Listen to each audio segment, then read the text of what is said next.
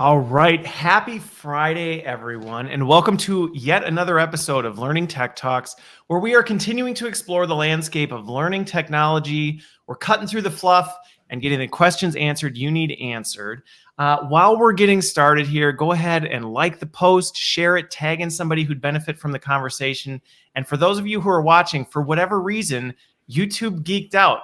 So if you're on YouTube, you can't see this, but it doesn't matter because you'll find it on LinkedIn or one of the many other places that we're streaming. So it's fine. I will put the video there afterwards. You just can't participate live. But this is called flexing in the flow. So, all right, here we go. Today I am joined by John Pebbles. He is the founder and CEO of Administrate. And we're going to be talking about, well, training operations and administration, and we've got a whole bunch of fun things planned. We've had a very fun get to know you before we get started. So I have no doubt that this is going to be a fun conversation. But before we get into all the tech stuff and all that, we'll do our usual get to know you stuff because I know you, John, but other people don't. Maybe some do, but many others may not. So first off, okay, where are you in the world today? And we answer that question first. Sure. Well, I am broadcasting today from the beautiful city of Edinburgh in Scotland. And it is about 4 o'clock, which means it is almost pitch dark now. We are that far north. People tend to forget how far north the UK is, but we're on the same parallel as basically southern Alaska. Okay. So it gets pretty dark in the winter here, but it's also super nice and light in the summer. Well, and it's good that it's dark because we talked about this. You had to sneak through the shadows of darkness to get into the office to be able to broadcast. So That's actually right. Worked out. We've got a very narrow window of presentable that is right behind me, and that's about it. So and this is completely unrelated, and this wasn't one of the prefab questions, but I'll ask because you have guitars behind. Are you a guitar person? Yeah, I'm a very bad guitar player, but that was okay when I was in my teens and in college, or as they would say in Scotland, in university, because I just played hard rock, which is, you tune down to drop D and it makes the fretting a lot easier, and you just bash the guitar a bunch, and it usually works out okay. So I haven't played these things really regularly in a few years, but they're my decor, so they remind me of maybe my past faded cool glory. Decoration. I got to give it that. I got to give it that. Okay. Well, I'm in Waukesha, where I always am. Right, literally, am always here. So that hasn't changed. But now, before we get into it again, the question that has nothing to do with learning technology is, and you had a lot, so I'm very interested to hear where you landed on this. Everybody else can play along too, but what is the worst travel experience you've ever had? So I would say I've had many miserable travel experiences, and so we won't go into stories of being arrested or near arrested or crazy countries all over the world or anything like that, because those were actually just fairly okay. I think for me, and the one I always joke about with my family is I grew up in the People's Republic of China. And so I lived there until I went to college, and my folks still live there about at least 10, 15 years after I was graduated from high school. And so every year they would buy a plane ticket for me to come home at Christmas. And, we would buy from this super cut rate travel agent that no longer exists. And with all the surprises that would, I would always be in like a back middle seat right by the bathroom, whatever. But one year we got a screaming deal, and it was like $200 or $300 cheaper than ever before. And it just meant that I was going to school in Indiana. And so I flew from Indianapolis, and normally you'd do, Indianapolis, Detroit, Beijing, and you're home. But this time it was Indianapolis, Cincinnati, and then Cincinnati to LA. And then in LA, they announced just before we were taking off that they had overloaded the plane. And so we were going to be making an unscheduled refueling stop in Anchorage, Alaska. And so we stopped at Anchorage, and they opened the doors because that was regulation. We couldn't get out. We're all just standing there, and there's the doors, and they're refueling us. And then we flew from Anchorage to Shanghai.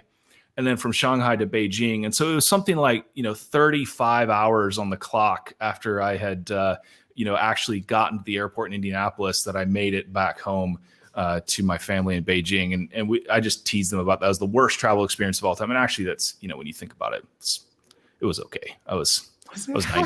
So it was okay. You got your segments, right? You got your status segments. That's for sure. No, but that's the thing is you didn't get any frequent flyer miles with these cut rate tickets because that's true. That's one of the things. Okay, so 35 hours and 37 segments and nothing to show for it. But then you finally made it home. But we were home, so all right. Well, it was funny. I had to reflect on this quite a bit because I don't really travel anymore, very rarely. I used to all the time. I used to travel all the time. Now I don't. And so I'm like, man, just thinking back, digging into the archives, I'm sure I had a number of flight ones. I used to be a real jet setter, and but mine were always really small. Like I never had some dramatic. Even yours was like, wow, you went all over, you flew all over. Mine was like, the person next to me, I had earplugs in, I put them in front of them, and I put headphones on, and I'm singing, and they're still trying to talk to me. And I'm like, what part of this are you not understanding that I'm trying to focus here? But then I was like, well, I guess there was one. I had to go out to our corporate headquarters. And so I was there, and we got hit by a snowstorm. I'd gone out there. A friend of mine worked with me at the time, and we'd gone together. And then we got there, and we got hit in Connecticut with just the world's worst snowstorm. And we knew it was coming. And so we're like, our flight's going to get canceled, and we're going to get stuck out here. And so we had this random idea, like, I know, let's rent a car and drive home. I think there's a movie about that, It was terrible because we drove through a blizzard, not just like in one city, but we decided to drive through the path of the blizzard in the opposite direction. And we started driving right as the blizzard hit. So we're like, hey, great, let's go across the country and go through the entire blizzard the whole way. But, to your point, it was kind of fun. It was an adventure. We only went off the road once. It really wasn't that bad, but it did take a long time. Yeah, more and more, it's just when I'm traveling and things go haywire, it's like, I just keep reminding myself, this is just going to be a great story one day. One day. One day. Maybe not this day. Yeah. I'm going to be on a live stream with Christopher Lynn. Exactly. And I'm going to be able to tell this story for everyone, and they will enjoy it. All right. Well, so let's end with the travel stories. Those of you watching, also be sure to comment in. I will bring the comments in if you have questions along the way as we get going. But let's transition into Administrate and this whole learning operations. So, as the founder of this thing, I've got to know the story, and I think everybody else would benefit from this to just hear where did this come from? Were you just sitting in an airport in Anchorage and you said, I know, I'm going to create a training administration platform? No, not at all. It's an interesting story actually. And basically, so I graduated from college, university, and ended up working at a startup in South Florida. And, it was a great experience. I was the CTO and COO of that company, and we grew really, really quickly. And we were growing within a very niche segment of healthcare, which was pharmacy technology. And specifically within that, pharmacy transaction processing for these very special programs that had complex regulatory and pricing and all this type of stuff, right? And all of this was just super niche. And even if you're a pharmacist, you had to come on board and learn a ton. And as we started to grow very quickly to about 120 people in just a few years and had a couple hundred hospitals, and we started to bring on partners and we had customers, all of these different segments needed training. And we really just struggled with it. And I remember it was an acute problem because you had to come on board and we had to get you up to speed, and hopefully within weeks or months. And we didn't have any software to track it. We tinkered around with building some stuff. There was a lot of LMSs out there, but for us, as a combination of intensive classroom plus recertification, all the types of things that you would see in a complex training environment. And after I left that company, I had the opportunity to exit. It was one of those things that just stuck in my mind. That was this unsolved problem that really bothered me because, it's like there has to be a better way to solve this. And at the time, we were in South Florida. We were desperate for engineers. South Florida is not where I would recommend starting a tech company per se. Really? Yeah, it's a major metro area that at the time was graduating about 55 computer science graduates per year. And anyway, we looked to Scotland to potentially open up an engineering hub in Edinburgh, and it never worked out for some silly unrelated reasons.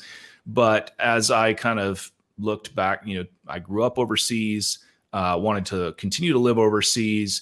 There was this company in Scotland that was called Administrate, and they were looking for somebody to come on board. And what it was software that had been an internal tool built by a training company up in the Highlands, a little town named Fort William, which is the gateway to the Highlands. Incredibly beautiful surroundings. But this training company had started cobbling together some software that they thought could help run their operation. Okay. And as they did this, some other partners and so on got interested and asked, can we buy this? And so it started life as a spin out. But that idea of there's this software that can basically be infrastructure for that training operation resonated with me. And I felt like there wasn't much else out there on the market that was really focused on that problem. And that was about 9 years ago when I moved over here and came on board. Okay. Got it. Well, and so what's interesting about that is when you think about the inner workings or the operations of this stuff, that's not necessarily something you watch. You look on YouTube, you go to conferences. That's usually not the headliner. Yeah. It's usually not the headliner. You're like, I am so excited to talk about the inner workings and the ops of learning and development. So I am just curious, and this is kind of more of a random get to know. Are you more of a process? Is that kind of just the way is that what drew you to it? Where you're like, I kind of like this space, even though it's not as flashy as maybe the LXP or something like that? Yeah. So, I mean, I think for me, being the chief operating officer of this startup previously, the idea of having platforms that we could run portions of our business on was something that we thought a lot about, and this is back in 2006 when we started this company. And there just wasn't the huge range of software solutions out there. Even stuff like bug trackers for engineering just wasn't nearly as mature as it is today. And so, I've always been very interested in platforms that can help a business operate and be more efficient and so on. And, one of the things when I was growing up, my father was running a training company in China, and my mother was a teacher, unfortunately for me at times, although it was good overall. She was a teacher in my high school, taught me.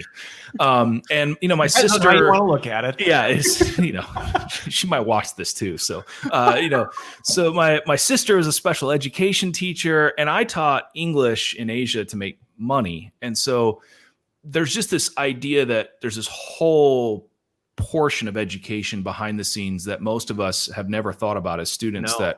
that I really knew existed and had felt in a variety of different roles, kind of that let's get people trained because our business requires it, or I've got to do all this admin work because I'm a teacher walking into this training center. All that stuff I'd kind of experienced at different times, and it resonated a lot with me. Okay. So we'll get into that because I do want to talk about that.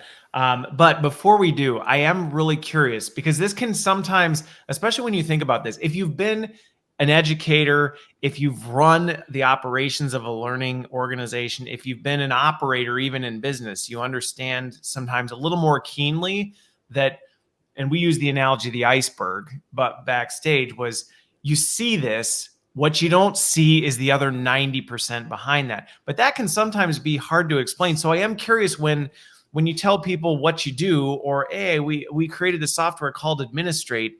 How do you describe it?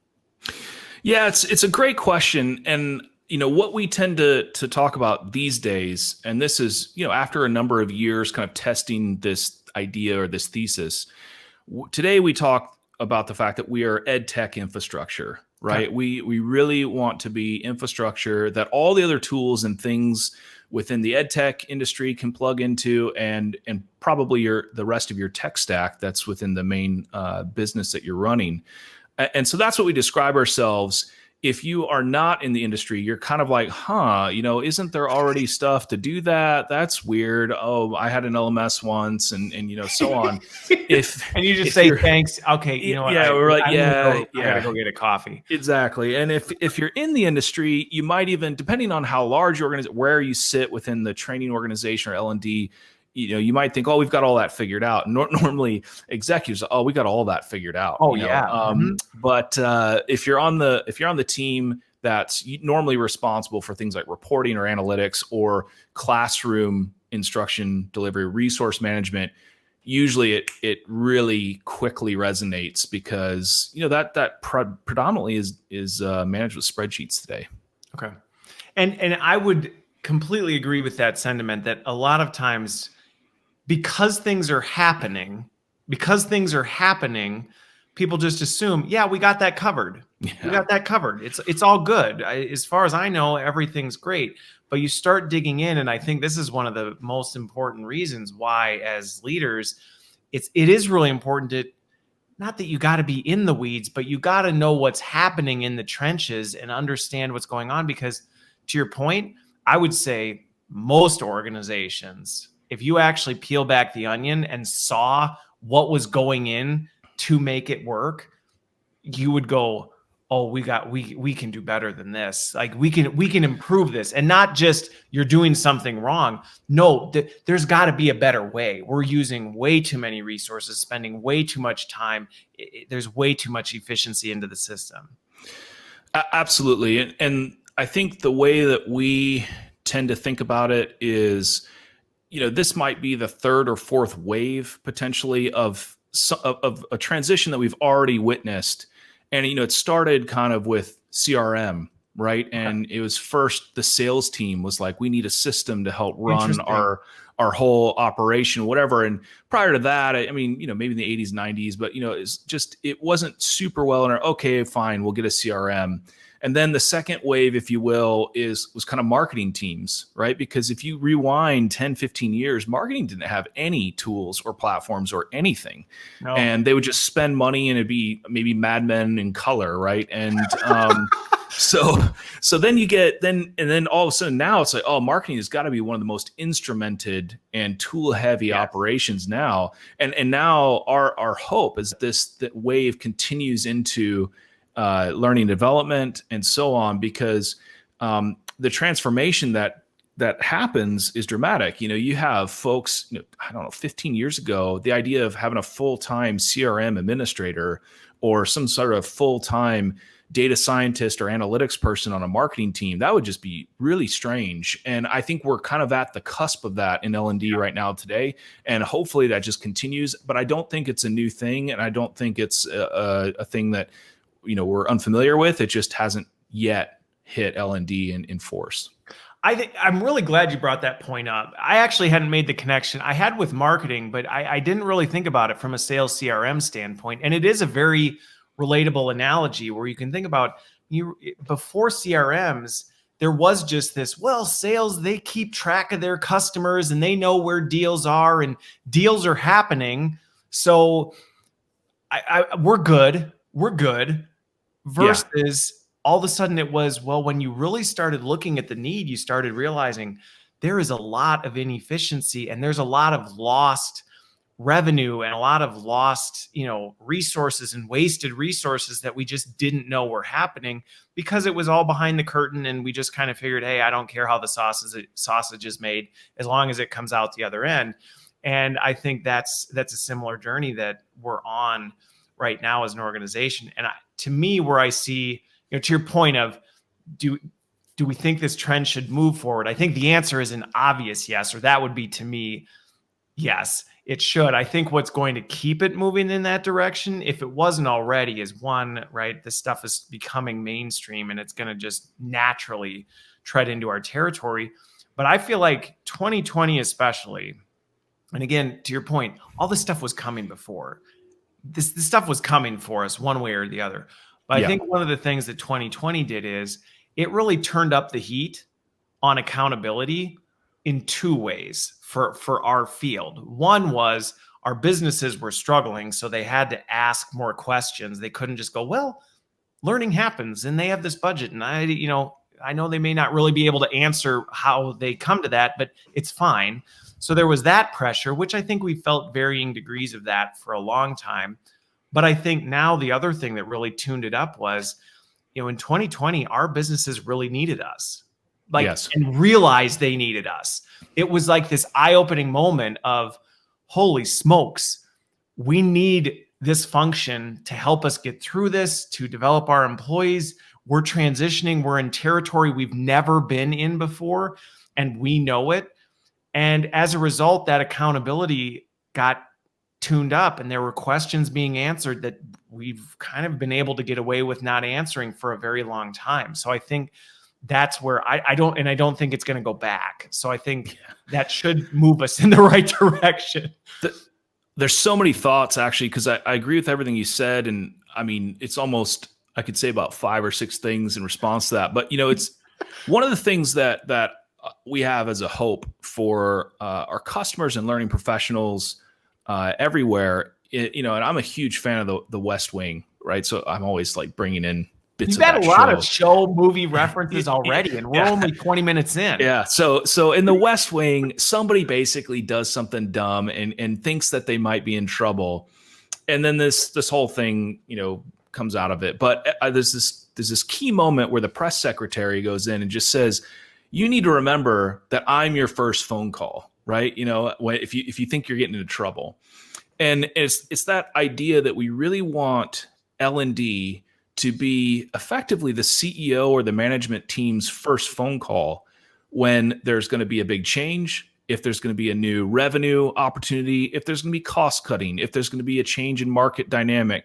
We want the L&D team to be literally the first phone call, because that's the way we think it should be. The larger you get in organizations, the more complex you get. Yep. You think back to my silly example, the tech startup in South Florida. We only had 120 people, and it was most of them were on Eastern time zone, right?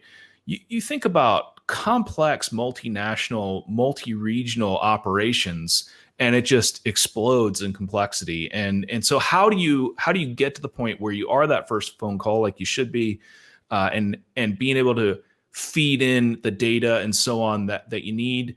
That's what we think a lot about, and that's kind of our vision, or one of the pieces of our vision of this ed tech infrastructure, facilitating that. Well, it gets to the point of, and I've almost gotten tired of hearing this, because it's been said so long, and then so often there's no action taken to get to this. But there's always this talk of, we want to move from order takers to strategic business partners. And you're like, that's fine. You can keep saying that till you're blue in the face. But if you don't start acting like a strategic partner, where you have your operations in order and the CEO can trust, hey, we have a big business market shift. We're going to need to develop the organization, or we need to make sure that people, are ready for this from a change management or development standpoint. They need to know that when you pick up the phone and they say this, you don't go, yeah, let's see if we can figure something out. I'm not really sure how we're going to pull this off. That you can just say, hang on, we're going to prioritize this. We're going to come back and we're going to be able to execute. And here's what we think we're going to be able to do with that. Yeah. It's a journey that we talk a lot about, that we want to help. We want to partner with organizations and go on with them. And it's kind of this Maslow's hierarchy of needs, right? Where with we're dropping academic terms here. Remember back a whole new direction.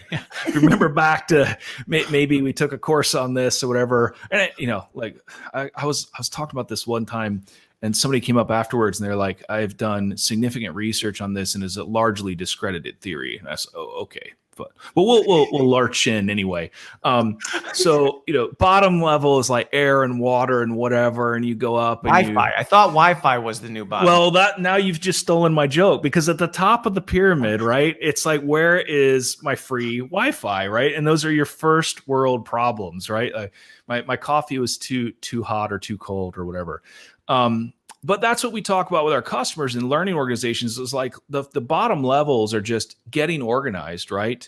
And then because that takes a lot, and that could take a year, that could take 2 years. You have companies, they'll have different regimes, acquisitions, all this different tech that needs to be dealt with and so on. Just getting organized is a big job. And then moving up, it's like, how can we automate? Then once we're automated, we've got the space to be much more analytical. And then you've got that space to react to a business priority or a situation. We saw a lot of customers, they were pivoting business models in some cases and trying to react and support initiatives that might have been COVID-19 related and so on. Having that flex and that organization and so on to be able to move on a dime was really transformative for a few of them. And it was pretty cool to see. Cool.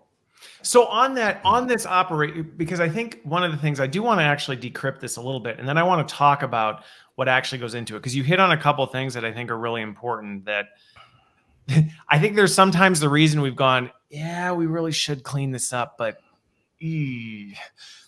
so we'll get to that. But when you say kind of cleaning up your operations, there are tools out there that have specific focuses, whether it's specifically around content things. So when you say the ops, what components of the ops really is within the umbrella of Administrate? Yeah, it's a great question, and maybe we'll just say what it's not to get started. Not. Right? So what is it with what is it not? Yeah. So what it's not is a direct replacement for whatever learning management system that you have, and that's even optimistic, saying that you only have one, probably, right? So most of our customers will have multiple. That is a very generous assumption. Yeah, and they're they all do things well, and they all do things.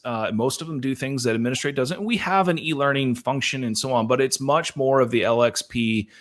Our goal is to front these various systems and basically give a unified view to students, and then they hop out of Administrate and go off into whatever learning product it is, and they do their learning there. And the idea is to get the information from those other LMSs and so on back into Administrate, right? Okay. Because what we are is really focused on things like resource management, classroom management. Most organizations don't run their classroom management within any learning product today. It's usually within a spreadsheet or amalgamation of calendars. Yeah.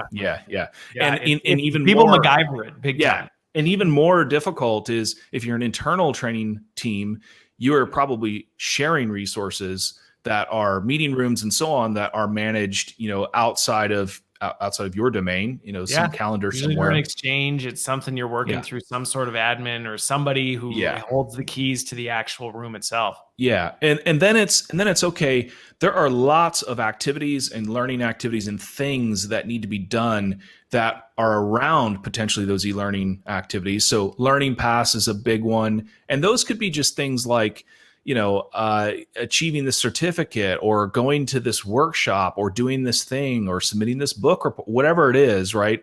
All that stuff. And then, all of the mechanisms around requesting learning, tracking the learning, scheduling instructors, dealing with vendors, dealing with resources. Many customers will have complex simulators or equipment that they need to be trained hands-on. All of that resource management is kind of our bread and butter and what we help customers with. And then, once that is done and you can start to be analytical about it. So we've invested a lot in reporting and so on. We then want to plug into the mainline business systems. Okay. And so if you're a manufacturer, that could be whatever is running your assembly line on the floor. That could be your mainline CRM. If you're, a software company or something. And the reason we want to do that is because then you can actually start making business decisions or at least illustrating how your training and your operational excellence is supporting those business objectives. Okay. So probably this is, again, a bit abstract, and that chafes me when I'm listening to people being very abstract. But like a great example of this is if you're a manufacturer, and we did this with a customer of ours, Brunswick, who makes a lot of boat. They have a lot of boat brands in addition to bowling balls. I was just going to say the bowling company. Yes. So that I would say I don't remember, but I think, how many bowling balls you have to sell to make one boat, and they've got like 15 different boat brands.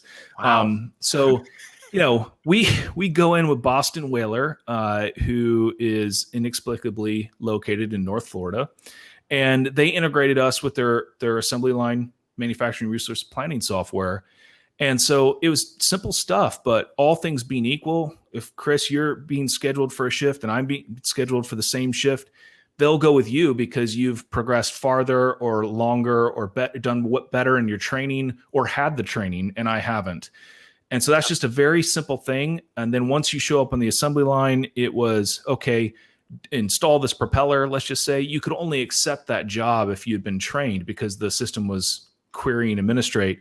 And then once you're actually sitting there installing the propeller, you could pull up the training materials and the documentation reference stuff, again, served out of Administrate into the software, so you can remember which way the propeller turned.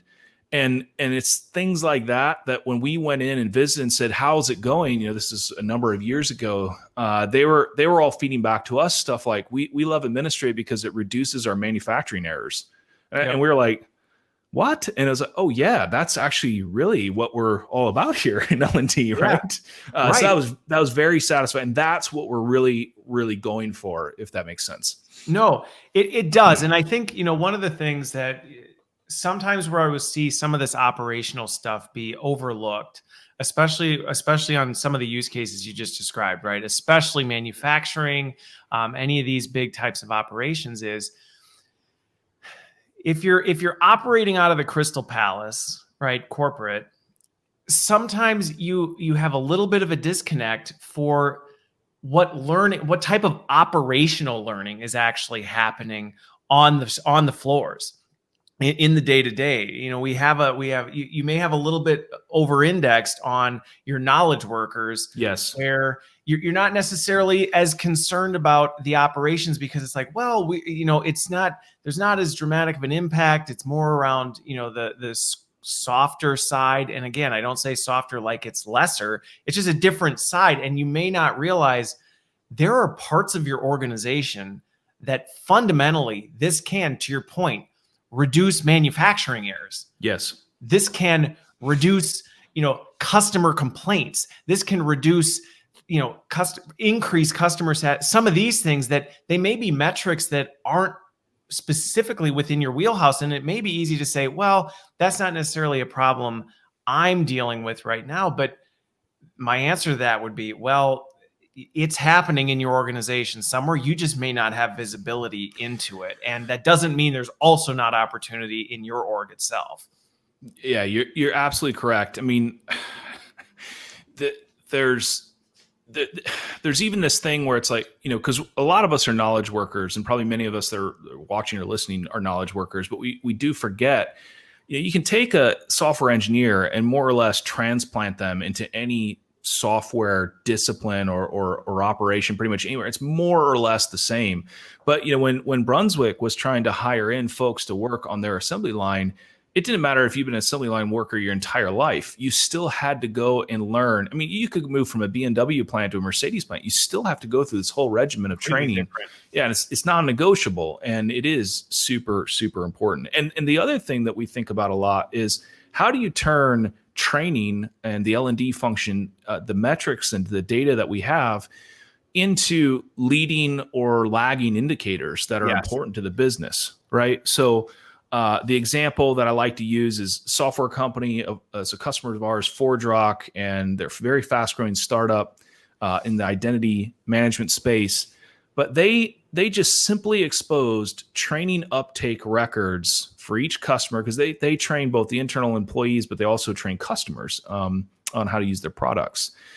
And they just exposed those records to the renewals team, and they're subscription-based business, right? So renewals are the lifeblood. You have to renew. And just by seeing which customers were no longer taking any training was a massive leading indicator that customer may not renew.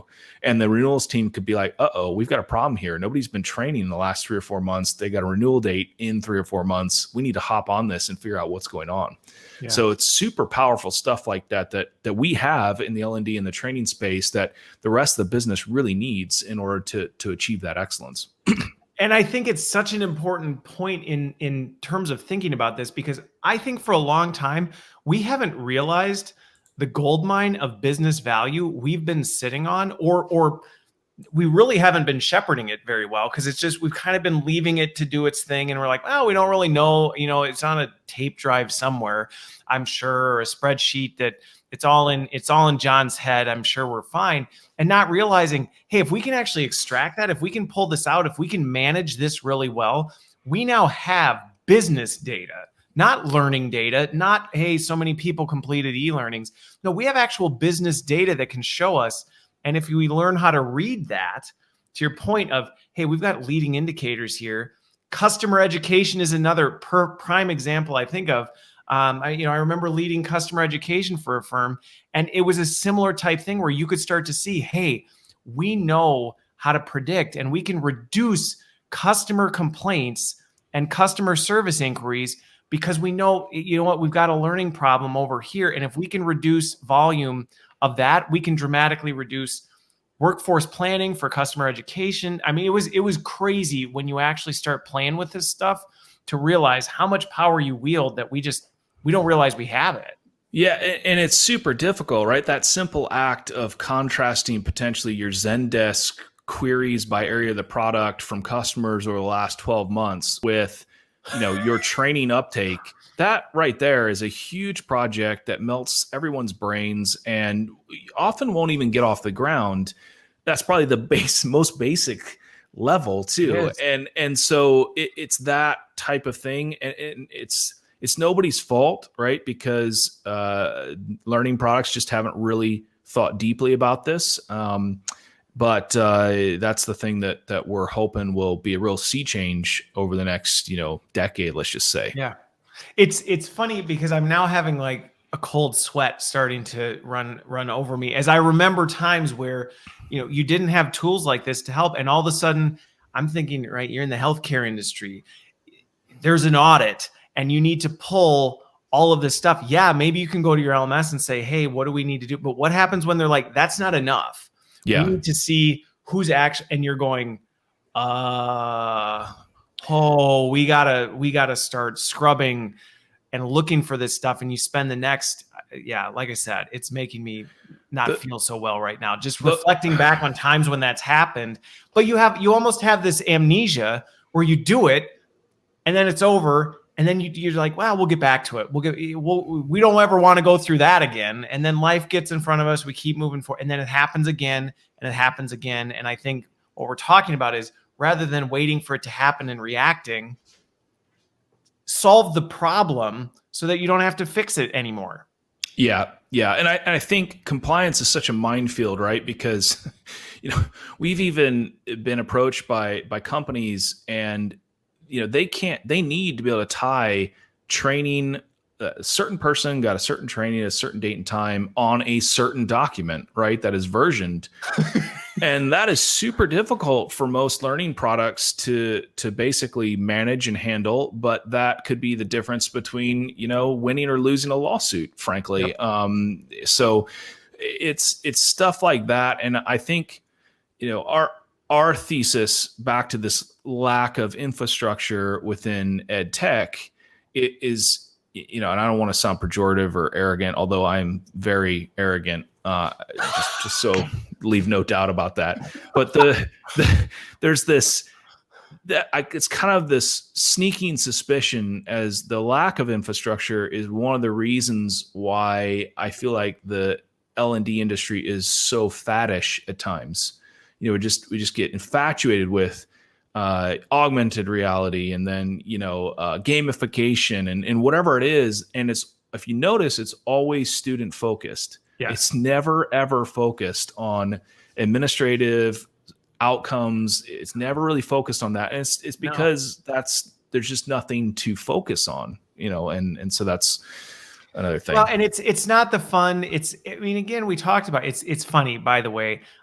Sam Rogers mentioned that it's a cold sweat he gets, right? That like, oh my word, this is coming my way. I've got to figure this out. So literally there's like a pit in my stomach thinking about it. But I think this is, to your point, one of these things, and let's talk about this a little bit.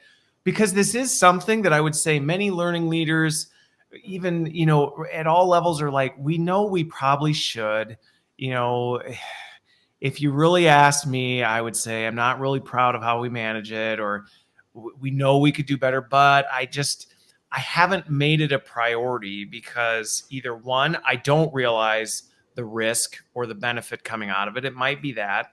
Some of it may just be, it's not exciting.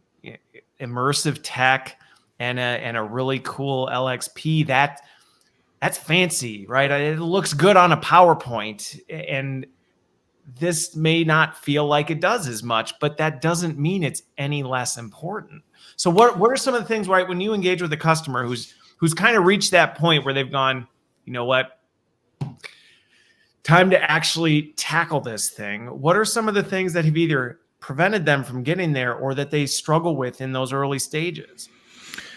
Yeah, it's a great question. There's definitely not a one size fits all answer here, but I would say that, it is intimidating to walk in and say, you know what, we need a 6-figure budget for a tool that, nobody's ever heard of. And we've been getting by with just fine for the last 10 or 15 years. True. I think that one of the things that prevents folks is you get trapped very quickly into this bad cycle. And that is, and ForgeRock's probably an interesting counterexample to this of how they avoided this. But basically what happens is maybe the company is new, and you start off and you are a small training team, or the company is of existing size and so on. And as you start to grow, what happens is you need more training, right? And so you make more sales and you launch new products and you need more training. And as you do that, you hire more people, right? In order to create the content, deliver the training and so on. And what happens is you get trapped on this treadmill where you cannot, in order to deliver more training, you have to have more people and more stuff. And then you get to a certain size, which a lot of organizations are, and it's all of a sudden the training team is 50 individuals. They're all great people. They're all working hard. They're all doing the right things as far as the situation in front of them. But you can't actually break out of that and cap effectively your coefficient of scale, right? And so where ForgeRock and other customers of ours have done a good job in this is by getting in that infrastructure early, or just saying that's it, we're going to do this. They can cap their coefficient of scale. And so additional growth, training, whatever needs can be done without adding additional people. And in fact, you could free up the people that you already have. Those 50 people could now, 20 of them might now be able to focus on content or, looking at the data and make transformative change. And so I think it's just an easy trap to fall into. Yeah. I mean, the other thing that we talk about a lot is, and this is not a very good, compelling argument necessarily, but it's this thing. It's like, well, every other department gets their system, right? And sales gets their system, marketing gets their system. I love that. Make that a slide. Sales and marketing get theirs. It's just simply not fair, right? And the problem is that we've done it to ourselves in L&D, which is we have said that the learning management system is our system, and it's our system of record, and it's just not. And that's not a knock on any. There's some brilliant LMSs out there, but it's just so kind of reframing that is probably something that needs to happen when you're thinking about this. And as I've done this and as I've worked with other people on it, I think it's why I think it's why I started this show. It's why I do a lot of the things I do. We need to up our digital acumen to be able to tell those stories, to be able to explain, no, the LMS isn't everything. We've been trying to make the LMS everything for way too long. We've been trying to say, well, the LMS, we just need the LMS to do this and this and this. And it's like, no, we didn't. Actually, we needed other tools to support what we were doing and stop putting all our chips in that one basket. And I think that's where there's opportunity to say, hey, how are we thinking about the ecosystem and our operations and being able to tell that compelling story. What's interesting though about these, from a budget standpoint, at least in my experience, sometimes these are the easier stories to tell on this, because sometimes these resonate really well with your operators and your finance people. If you're able to actually articulate, look, here's the inefficiency, or here's some of the operational breakdowns that we can clean out of this. This is how we can actually justify the return on this investment. A lot of times this is a business conversation that very much you get the head nods. You're trying to explain to them about a culture, creating a culture of development, and all, that can sometimes be a little bit more of a stretch to help them see that connection.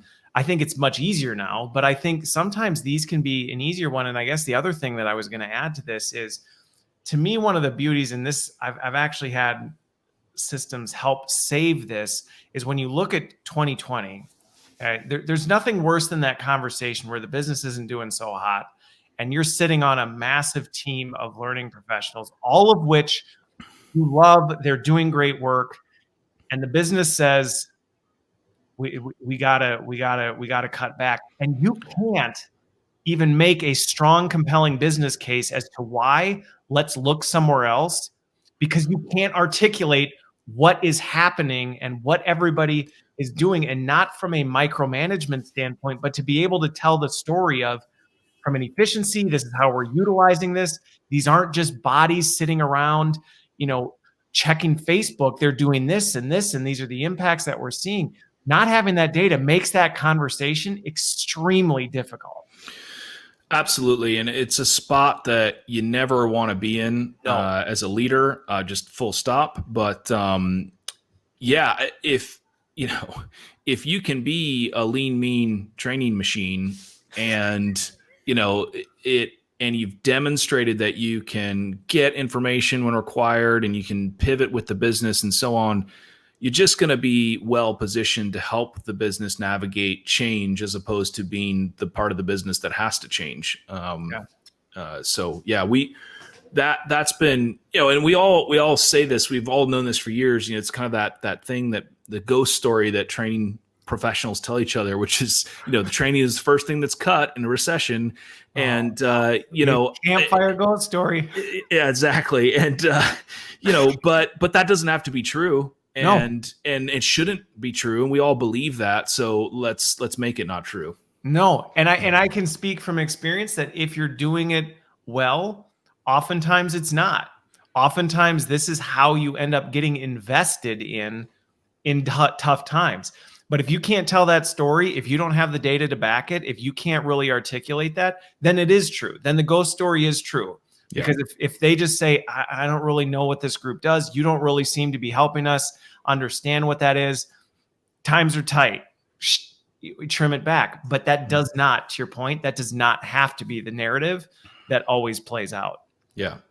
So with this, because I told you, I could keep going. We could keep going for quite a while here, but I do want to transition to this next piece, because to me, this is one of the most exciting parts about what's happening with tech, is that I think, again, one of the reasons people don't get super excited about this is that people don't get super excited about some of this very administrative, rote stuff. Nobody wants to scrub 37 spreadsheets and tabulate a utilization report, or look at 47 calendars and try and pick what are the best dates to select for optimization. And honestly, that's not the best use of human capacity.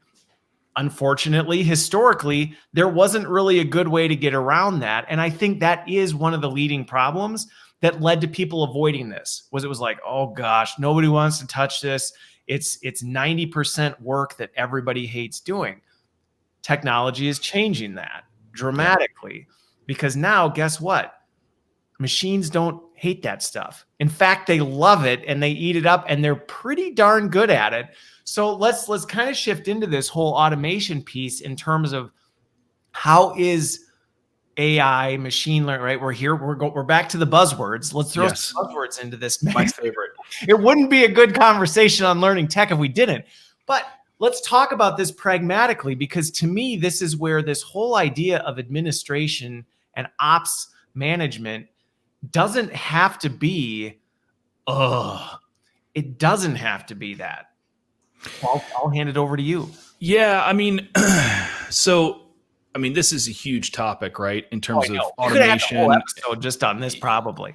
Yeah, and we've got this this parable, right, that we have written out, which is like, what does Administrate in 2030 look like? And it's all the type of stuff. The Cyberpunk game just came out yesterday, which is just how committed I am to this program, by the way, that I'm not playing it right now. It's a dystopian future, but they're talking to their machines and all this stuff like we see in all these things. And that's kind of what we think about from time to time. That's a long time down. They're just simple things around automation that we think about a lot. And the first is, can you get your data model that you are working with day in and day out as a learning and training professional to be rich enough to basically give you information? And can you get at that information and interrogate it in a very fluid, dynamic, fast way that does not require folks to assist you, hopefully. And so a digital assistant, if you will, for learning. Yeah. And at its most basic level, it's like building reports, right? So are you storing the data? Can you access it? Can you build a report? And what tends to happen, even when we're working on our business, why are sales down, or why is this marketing channel performing well? And you come back with the answer, and it's like, because, pay-per-click ads are doing well. Why? Right. And then you go again, and you have to be able to we talk about, torture the numbers until they confess, right? It's the Spanish Inquisition for your data. And without that ability to just interrogate your data very quickly, you lose that flexibility and the decision to support that could come from your data.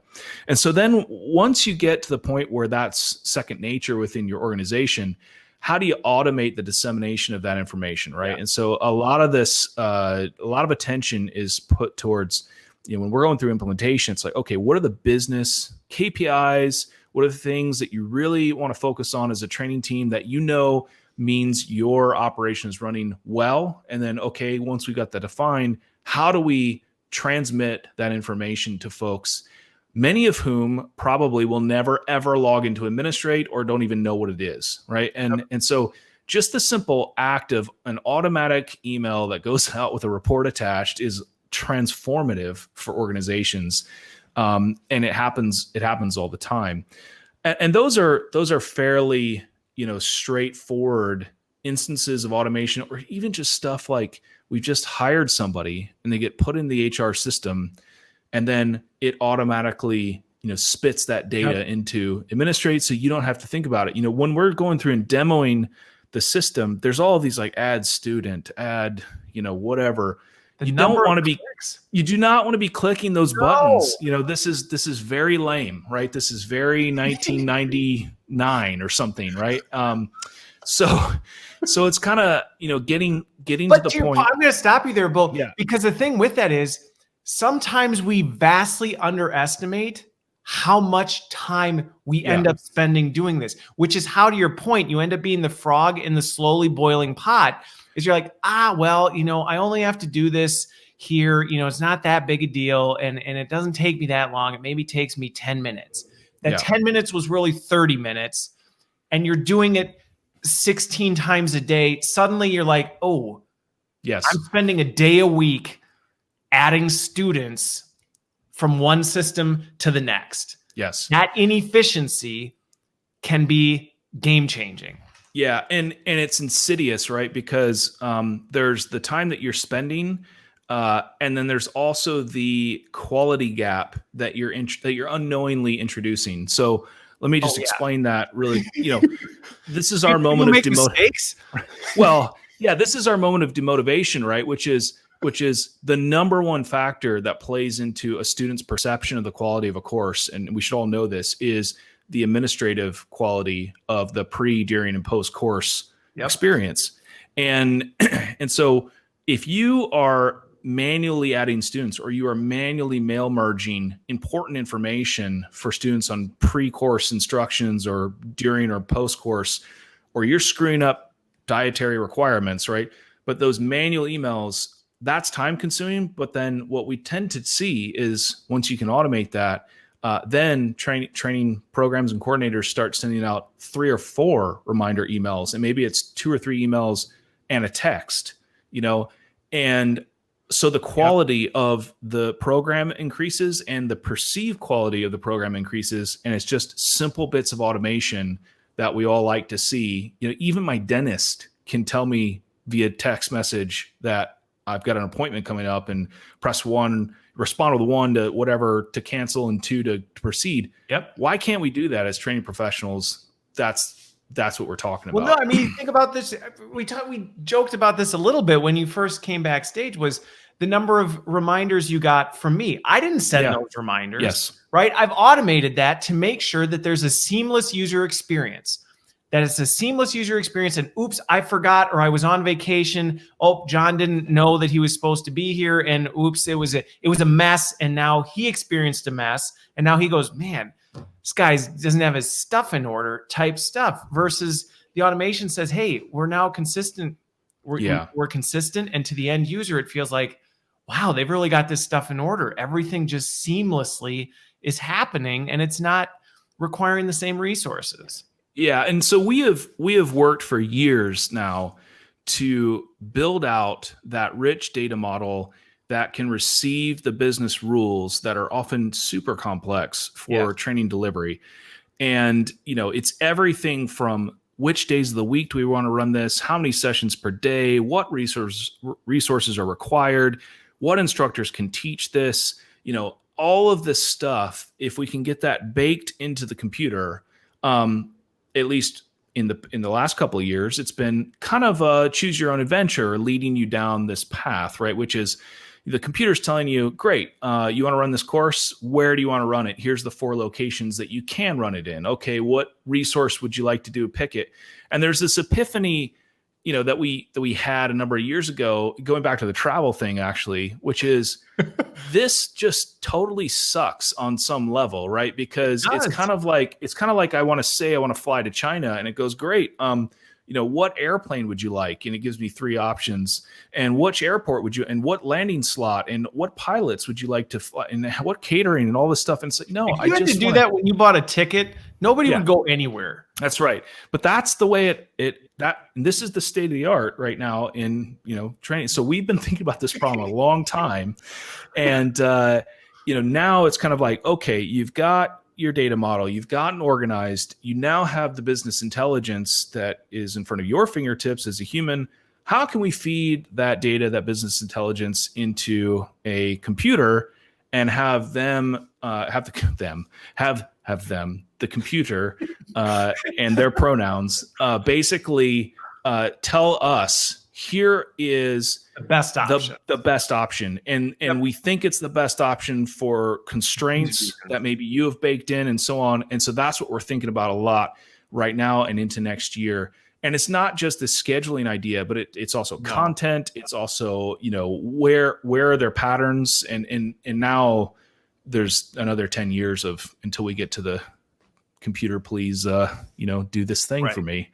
Right. Yeah. We've got a ways to go, but I think, and we're right at time. So I'm going to wrap this up, because I think that was a fantastic kind of place to end. Because again, otherwise we're going to end up talking for another several hours on this. But I think it's an important piece to think about, the fact that it's the one piece that I would say with this, though, is this is why it's so important to get your stuff in order, because the promise of automation and artificial intelligence and all this stuff, if you are not putting good in, all it's going to do is run that train off the track way faster and way more efficiently. And that is not what you want it to do. And I think that's where, while we sometimes don't want to go there, it's like, to reach these benefits, you have to go through some of the tough work and say, we're going to get this figured out. We've been ignoring it.